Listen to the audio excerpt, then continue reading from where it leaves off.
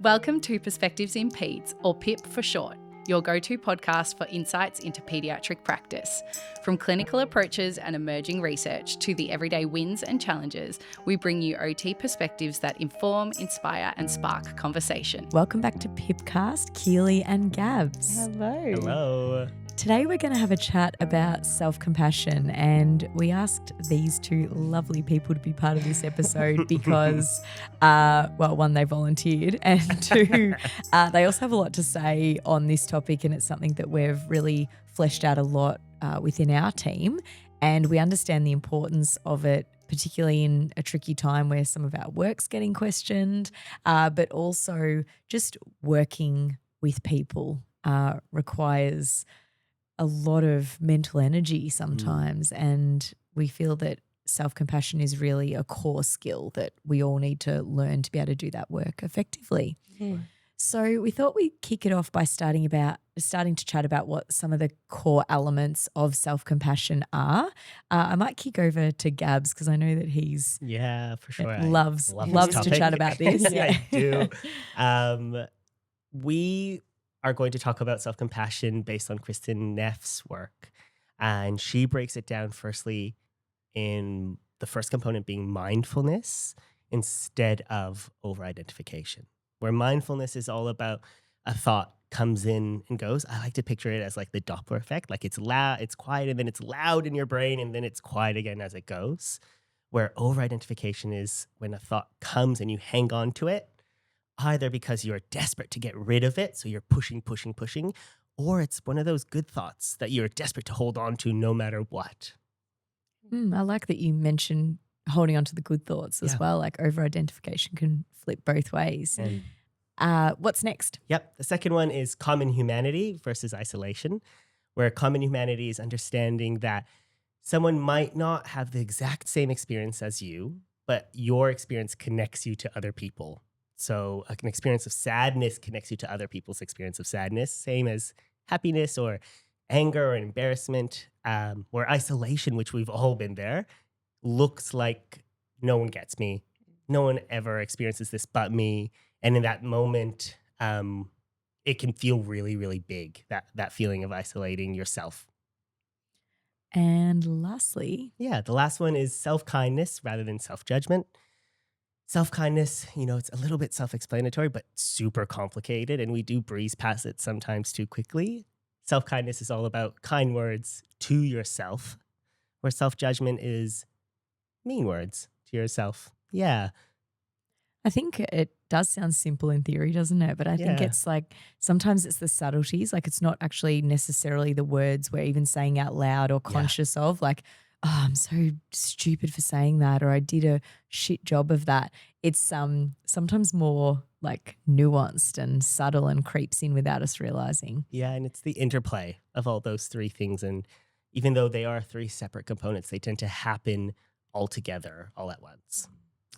So should we chat about like what self-compassion can actually do? Let's give it a bit of a hard sell in terms of why we're even talking about this and why clinicians listening are like, oh, I should get on that bandwagon.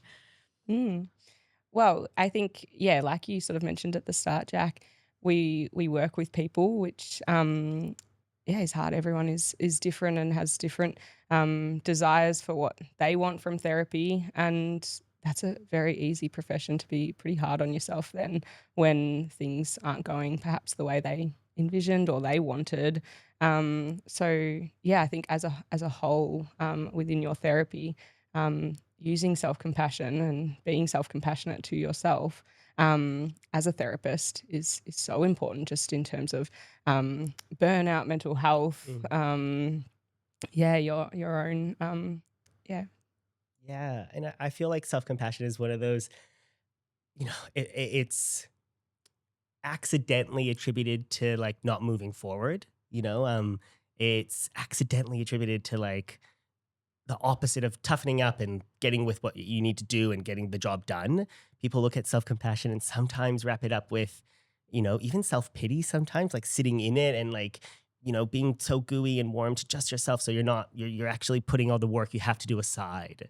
Where actually self-compassion is just as much about reflection and giving yourself the care you need as much as it is about telling yourself, like, get up, you got this, go do it. So it's Mm. just as much action as it is passive. Yeah. It's much harder than just like being nice to yourself, isn't it? It's so much more complicated and intentional than having the odd warm bath. It is Yeah. intentional. I mean, there's a place for warm baths. Don't get me wrong. Yeah. That was me last night. Lavender or the whole works. But I think, yeah, it is intentional and there's work to be done. And I think I like what you mentioned about reflection, because you need to sometimes figure out where you sit on those things. And for those that are interested in hearing a bit more about this, like Kristin Neff actually has a really easy questionnaire that you can complete, and it'll give you a bit of a score actually across those 3 areas. Mhm. So Yeah. you can see sort of even where your strengths lie in self-compassion and where you might want to do a bit more work. Yeah. And Yeah. I'd say finding out about, like you just said, finding out about those 3 different components is so important, because before I knew, when I would have heard self-compassion, I would have just thought of self-kindness. Yeah, that's Like, so true. I would have That's so just thought spot on. about being kind to myself, or and like you said, doing the nice things for yourself. But it's a lot deeper than that. And I think unpacking those 3 different sections is really important. Yeah. I think for me, learning about common humanity was something that really hit home for me. I didn't really realize I had a strength in that. Strength. Interesting. Yeah. Okay. And yeah, Why I are found you that. surprised, Keely? No, well, it's not a strength of mine, which I can talk to.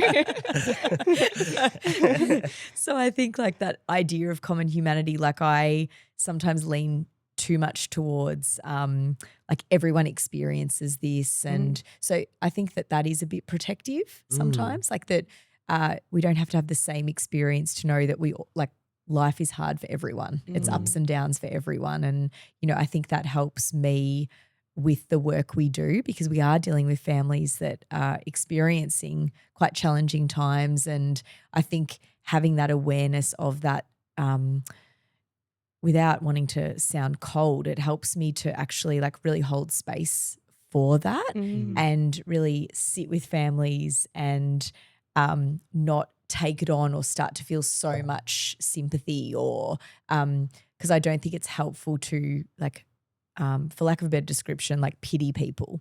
So I think that is protective for me a little bit in the work that I do, and I didn't really know that was a thing. Yeah, for see, sure. I definitely see that's like, and I think that's what I'd always thought of when I first got introduced to common humanity. I thought of that, everyone goes through hard times, everyone faces different things.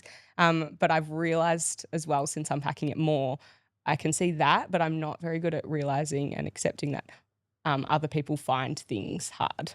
Like that's a different aspect to me. Like, and I think an example of that for me that I realized was my dad trying to teach me to learn manual. I don't drive Would have paid manual. money to see that. Real money. I gave up, so I drive auto. But Spoiler alert. he did try, but before even going out, I remember him like sitting me down and saying, "Keely, it will be hard. Everybody finds this hard at the start. You will likely stall. Like, it's okay." And I was like, yeah, like, okay. And I've only just realized, like, he knew that in me, I get really hard on myself, and I can't understand that other people would also find something like that hard. I would just go, everyone gets it their first go. It's so easy for them. Why is it hard for me? And I get really like, I find that really tricky. And two things can be true as well. Like, it can be hard for everyone, but you can also, it can just be particularly hard for you too. And that those two things are fine as well. Yeah, totally. And that's where you might need to lean on some of the other things as well. There's things that I absolutely just find harder than other people in terms of, and that's also okay. It's not that we all even have the same experience. No. It's leaning into the fact that experiences are different and it's not worse or better than anyone else's. And I think sometimes we can lean on too much of being like, my problems aren't that bad. So like a buck up kind of, you know, and that's also the flip side of that's not healthy either. Yeah, that's not you're actually like moving away from the thought at that point. You know, you're not actually giving yourself a chance to even show yourself self-kindness. Yeah. And sometimes your relative strengths in like common humanity can actually blindside you in, oh, actually, I'm not kind to myself often, you know? And in reality, it's a combination of the three. That's what forms self-compassion. I really like how you spoke about its action as well as like almost acceptance and sitting with it. I really like that idea. When we're talking about, I guess, further examples of, our experience with self-compassion and where we might err on leaning into more stress responses, like where we tend to be a bit more self-critical as opposed to self-kind. Has anyone got any examples that they'd want to share to help people listening be like, oh dear, I maybe do that? Or actually I show a lot of self-kindness in that. The one you said before. I have so many examples of the one you said before. Self-criticism. I think what you find is you think you're very self-compassionate until you're suddenly in an environment with an activity that you're not very self-compassionate, And I'm not saying that practicing self-compassion in, for example, the library doesn't help you be self-compassionate in the grocery store. It absolutely does. But there are always going to be things that pop up and really hit you hard, And in our job with clients and families, it's bound to happen. And I think even broader, if we're zooming out, a lot of the people that are attracted to the job that we do end up, caring a lot, essentially.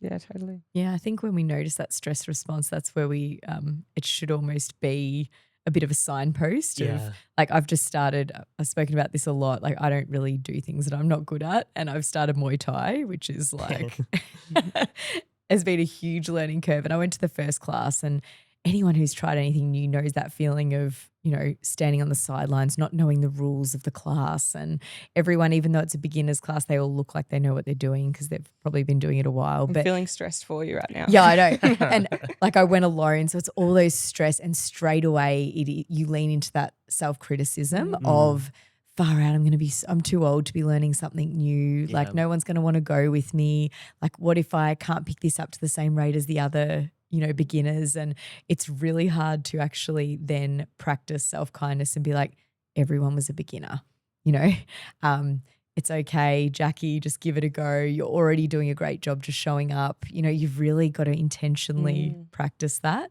Yeah. Yeah, I think, definitely like you've sort of touched on, like dealing with families, getting harsh feedback is a big one for this. Harsh or not harsh, any sort of feedback, I guess, is a time where you can jump to being quite self-critical. Another one for me, though, that looks a bit different is other people's successes. And like I think, we work in a team of OTs. We've got 14, 15. Yeah, OTs. And we're all, everyone's incredible. Yeah, basically that's all what I'm trying to say. I respect them all so much. But sometimes because they're so good, when you see like them bringing good ideas, and I can jump to the self-critical side of why didn't I think of that, or why aren't I doing those things? I'm not doing enough. It's such a good example. It's so stealthy. Yeah. Right? Really it just sneaks in. It sneaks up to you, and then suddenly you're like hustling to show that you also deserve that compliment, And it's so funny because we've all been there. That's if we are able to just look at ourselves for a second outside of our bodies, we're like, it's common humanity through and through, right? Like everyone's been there. And that's we've done a lot of work here at Kid Link at comparing like self-esteem with self-compassion. And even though both absolutely have its place, in our careers, we often base our successes based on how successful we've been in the past. Our self-esteem is based on how well I did yesterday and the day before and the day before. And it can be a bit fragile sometimes when you suddenly aren't doing as well as you did a day before. And we've all had periods of not even a day or a week, sometimes months, sometimes a whole term, sometimes a whole year where we feel we're stagnating in our careers or stuck, or, our teammates are doing better than we are. And that's when our self-esteem starts to get really shaky. Yeah. Gabs gave us this really nice analogy in-house of a ladder and a trampoline, and how self-esteem in all its power can be really cool because it's like this ladder that we want to climb. We can look back and see how far we've come. And I think we see that a lot with kids in schools as well. And there's been a lot of work over the last 10, 20 years on kids, building kids' self-confidence and kids' self-esteem, because it allows them to feel good about themselves, but we know it relies a lot on external things. It relies on achievement and being told externally. And then we have this, I guess, contrasting idea of a trampoline, which is our self-compassion, which is really what will catch us when we inevitably fall and allow us to bounce back and keep going. And we need both, I think, is the message we want to send. It's okay to be self-confident. It's great. We need good self-esteem. We need healthy self-esteem, but we will get smacked in the face. Yeah. And especially in the work we do, where we will have people give us harsh feedback. We will have families be not happy at times. And what is our safety net that can catch us and allow us to practice mindfulness and self-compassion and think about common humanity and be able to get back on the ladder? I'm trying to think of an example, but I'm coming up blank at the moment. But I think some of those where I have lent a little bit into like rumination is like, even as a boss, I think sometimes it's, during times of uncertainty, sometimes you feel the need to have a really strong backbone. And then if someone asks questions that you don't really know in a time of uncertainty, you can really fall into that rumination of just, rather than sitting with it and being like, oh yeah, I am also feeling uncertain or uncomfortable about that, you can lead into people expect me to do this thing, and am I even a good boss? Am I the right person to lead this team in this moment? And it can really, you can see that stress response kind of kick in. But I think then it's about, my self-esteem or my questioning about am I even a good boss? Kind of forces me to rely on my self-compassion and be okay, no, let's actively find the truths in this, which is not easy, and it's an ongoing journey. But when we talk about, mindfulness and over identification and things like that, I start to, what pops into my brain is actually overthinking and overanalyzing, and over intellectualizing something is something I've come to terms with in the last 2 or 3 years, where I used to look at, for example, if I got rough feedback or anything like that, I would take that feedback and I would spend hours in my beautiful brain palace, just taking it apart, trying to understand it, trying to really guess why a parent would be saying this or why my colleague would be saying this. And suddenly I've realized that's just over-identification. I'm not having a thought at that point. I am that thought at that point, which is so tricky. So for you over-intellectualizers out there, just be warned and be aware of when it's productive and useful and even kind to yourself to engage with feedback or information, or when am I just taking this because I can't let it go. Can we think of some times practically for clinicians when self-compassion can be really important? I know you spoke about, Keely, when you get rough feedback in a session. So times like that where we might really want to focus on that. The start of your day. It's so important sometimes. I think starting your day and preparing for your sessions and preparing for what's coming in your day, especially because we work in so much uncertainty, understanding that the colleagues that you have next to you guys, even though they may sometimes look like they're much more confident or doing it so much better than you are, we've all been there at the start of the day, Another one I was thinking is because we touched on the harsh feedback, but also the times where it's not about the feedback, but you're not seeing results as well. That's a time where you can jump to, oh, what am I not doing enough of? Or, and those times is when you need, those elements of self-compassion as well. Yeah, I think I really like that point, because I think we can sometimes get stuck in our, I guess, our worth as therapists being tied up in family outcomes, because that's the thing that kind of is, I guess, the outward demonstration of how well we've done. But actually there's so much that shouldn't be where we place a lot of that's actually out of our control. And we know that if we truly think about it, what's within our control as therapists is our clinical reasoning and what we've put forward and how we've worked with the family. And sometimes it just doesn't go the way we want it to go. And sometimes kids do just become really dysregulated in sessions, and that can be really distressing, particularly early on, despite our best efforts to monitor that. And I know that that's something that I found really hard early on, was when you felt responsible for the emotional responses of your clients in session. For sure. I think self-compassion, it's really just ever present, right? Like whenever you drop the ball in any situation, I think self-compassion is important. Yeah, even, like you just said, in a session where a child's dysregulated, even just to help in your co-regulating ability, self-compassion's important in that piece. Yeah. Or, from as deep to doing a goal check-in or goal session where you're talking about goals and hearing families possibly say that they're not seeing any, all those moments. Yeah. I know in the coach approach they talk a lot about the righting reflex as well, like our need to be right sometimes, and sometimes that leads into self-compassion too, because it's our knee-jerk reaction to prove ourselves or show we know what we're talking about can sometimes overtake as well. That's something that I think therapists early on also, but throughout our career, but I think that we don't want to appear like we don't have the answers or that we don't know what we're doing. And we're also in our field because we like to problem solve, we like to fix, we like to help. So I think holding space when those things aren't going to plan can be really hard. Yeah, For totally. sure. Sitting with the fact if a family asks a question and you don't have the answer, that moment, self-compassion is important. I've got a good one as well, because I think we do have a fair bit of new grad listeners and stuff. So this one's for you, like imposter syndrome, even though it's definitely still happens after your new grad year. Imposter syndrome is the best time to be trying to practice some self-compassion.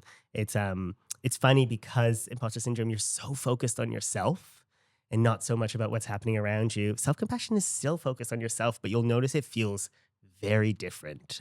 It's like imposter syndrome is about yourself in the context of how well everyone else is doing, where self-compassion, everyone else kind of just, it's not about them. This is about you. And like sometimes imposter syndrome is a bit of a nice way to remind ourselves to think about that maybe we have more competence than we think, but our confidence is low. Yeah. And we need to think about that. Is it actually a competence thing? Because often it's not.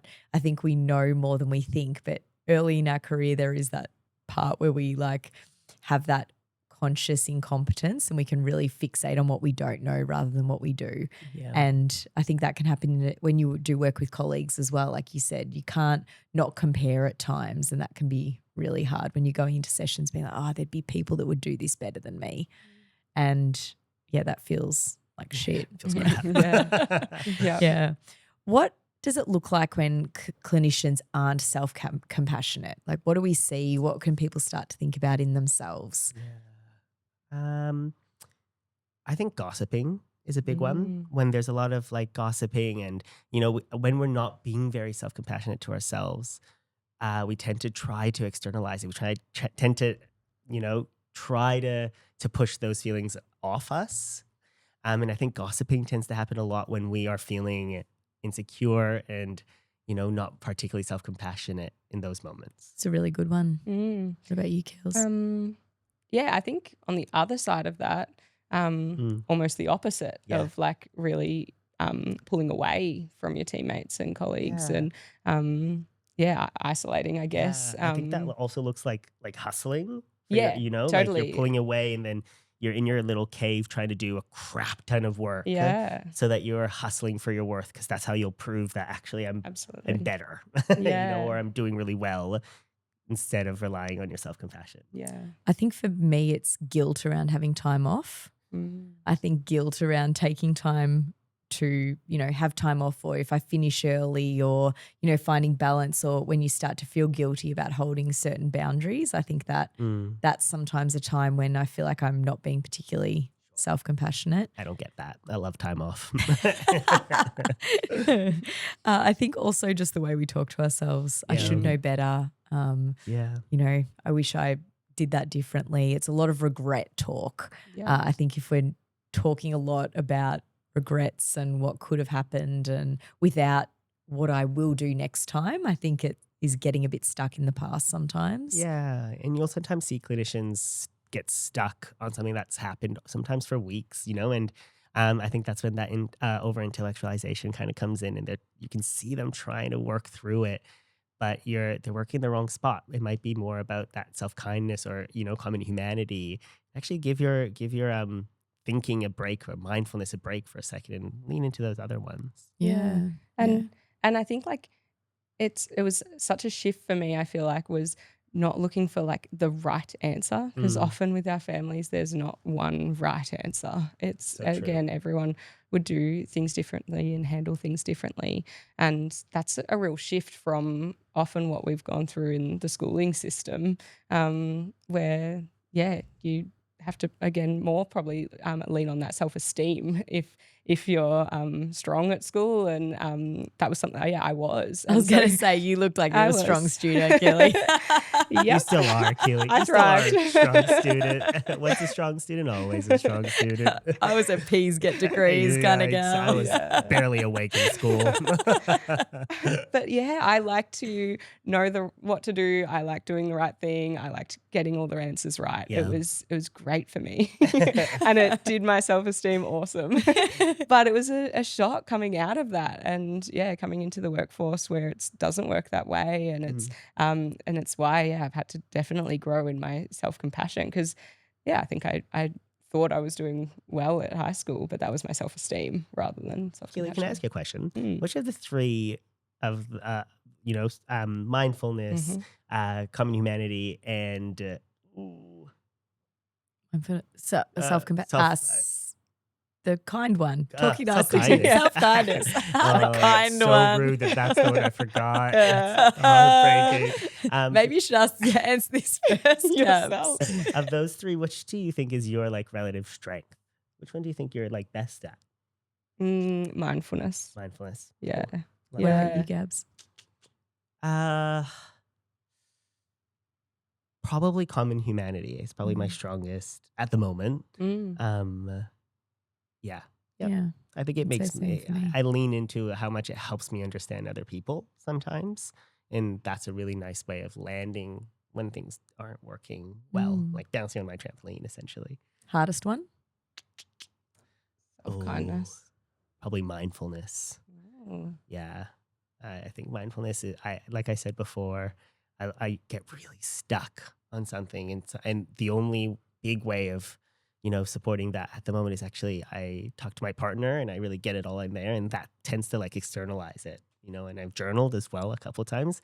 I tend to externalize things, and it really does help with the over-identification side of things. What about you, Jack? I was going to say the same. I think I'm like more inclined to ruminate. Yeah. So I think, and that can lead to inaction sometimes. If I do feel like I'm not the best voice in that space, or I don't have the right thing to say exactly, I'll like overthink it. I'll spend like multiple nights jotting down my thoughts, thinking I'm going to put something out, and then just scrapping it all. And so I think that's where I kind of feel like I'm doing the most active work.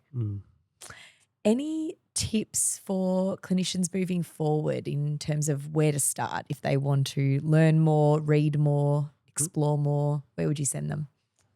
Kristin Neff's website's fantastic. I also know, and I've done some of Kristin Neff's training for self-compassion for teens. So if it's something that you find interesting, it's something that you can actually bring into your sessions to teach clients, especially if clients have goals on growth mindset and things like that. Self-compassion tends to slot itself in really well there. Brene Brown's work brings in a lot of Kristin Neff's work as well. So it's a good place to look into. I was going to say even Adam Grant does a lot. Like we really love that graph that we mentioned in another episode around imposter syndrome and how that fits with confidence versus competence and those kinds of concepts as well. Just being Think Again I really liked because it challenges just your perspective on things, which I found really helpful as well. Anything from you, Keels? No, I think we said it before, but I would, yes, just start with doing the quiz to find out about the 3 different components. Sorry, Kristin Neff's quiz It's a good on one. her Very website. interesting. Um, I'd love to see where I'm at now. We did it like 2 years ago or something like that. Like, I'd Yeah. love to see how I've grown in that way. and again, it just asks questions in a way that starts you thinking, okay, Yeah. that's what that means, or that's where that shows up Yeah. as well. I think just realizing it's a learnt skill and you can't change what you're not aware of. So Yeah. I think start just Yeah, exploring talk a about little it bit with more. your team if you have a team Yeah, and things like that.